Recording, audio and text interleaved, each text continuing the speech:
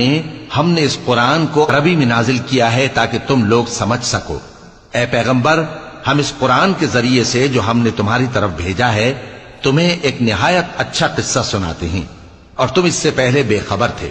جب یوسف نے اپنے والد سے کہا کہ ابا، میں نے خواب میں 11 ستاروں اور سورج اور چاند کو دیکھا ہے، دیکھتا کیا ہوں کہ وہ مجھے سجدہ کر رہی ہیں۔ انہوں نے کہا کہ بیٹا، اپنے خواب کا ذکر اپنے بھائیوں سے نہ کرنا، نہیں تو وہ تمہارے حق میں کوئی چال چلیں گے۔ کچھ شک نہیں کہ شیطان انسان کا کھلا دشمن ہے، اور اسی طرح اللہ تمہیں برگزیدہ و ممتاز کرے گا اور خواب کی باتوں کی تعبیر کا علم سکھائے گا، اور جس طرح اس نے اپنی نعمت پہلے تمہارے دادا پر دادا ابراہیم اور اسحاق پر پوری کی تھی، اسی طرح تم پر اور اولاد یعقوب پر پوری کرے گا۔ بے شک تمہارا پروردگار سب کچھ جاننے والا ہے، حکمت والا ہے۔ ہاں، یوسف اور ان کے بھائیوں کے قصے میں پوچھنے والوں کے لیے بہت سی نشانیاں ہیں۔ جب انہوں نے آپس میں تذکرہ کیا کہ یوسف اور اس کا بھائی ابا کو ہم سے زیادہ پیارے ہیں، حالانکہ ہم جماعت کی جماعت ہیں، کچھ شک نہیں کہ ابا کھلی غلطی پر ہیں۔ یوسف کو یا تو جان سے مار ڈالو یا کسی ملک میں پھینک آؤ، پھر ابا کی توجہ صرف تمہاری طرف ہو جائے گی، اور اس کے بعد تم نیک لوگوں میں ہو جاؤ گے۔ ان میں سے ایک کہنے والے نے کہا کہ یوسف کو جان سے نہ مارو، کسی اندھے کنویں میں ڈال دو کہ کوئی راہگیر اسے نکال کر کسی دوسرے ملک میں لے جائے گا۔ اگر تم کو کرنا ہی ہے تو یوں کرو۔ یہ مشورہ کر کے وہ اپنے والد سے کہنے لگے کہ ابا جان، کیا سبب ہے کہ آپ یوسف کے بارے میں ہمارا اعتبار نہیں کرتے، حالانکہ ہم اس کے خیر خواہ ہیں؟ کل اسے ہمارے ساتھ بھیج دیجئے کہ خوب میوے کھائے اور کھیلے کودے، ہم اس کے نگہبان ہیں۔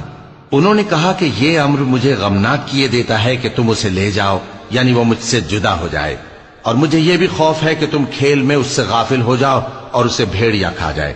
وہ کہنے لگے کہ اگر ہماری موجودگی میں کہ ہم ایک طاقتور جماعت ہیں اسے بھیڑیا کھا گیا تو ہم بڑے نقصان میں پڑ گئے۔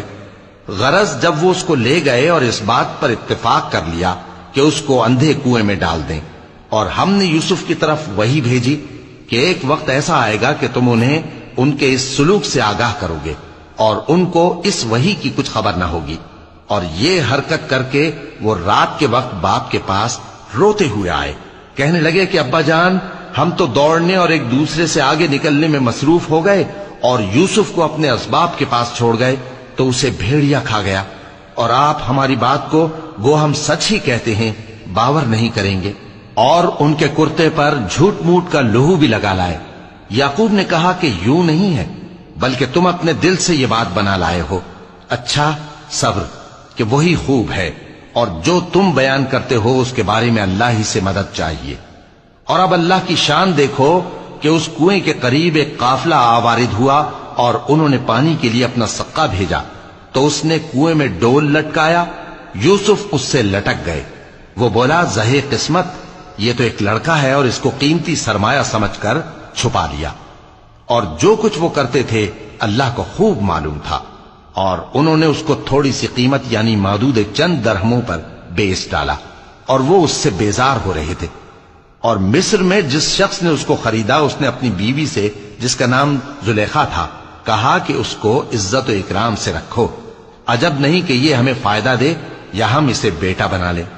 اس طرح ہم نے یوسف کو سرزمین مصر میں جگہ دی، اور غرض یہ تھی کہ ہم ان کو خواب کی باتوں کی تعبیر سکھائیں، اور اللہ اپنے کام پر غالب ہے لیکن اکثر لوگ نہیں جانتے۔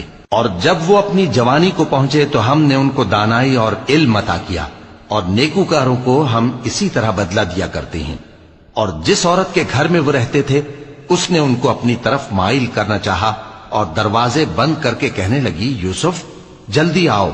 انہوں نے کہا کہ اللہ پناہ میں رکھے، وہ یعنی تمہارے میاں تو میرے آقا ہیں، انہوں نے مجھے اچھی طرح سے رکھا ہے، میں ایسا ظلم نہیں کر سکتا، بے شک ظالم لوگ فلاح نہیں پائیں گے۔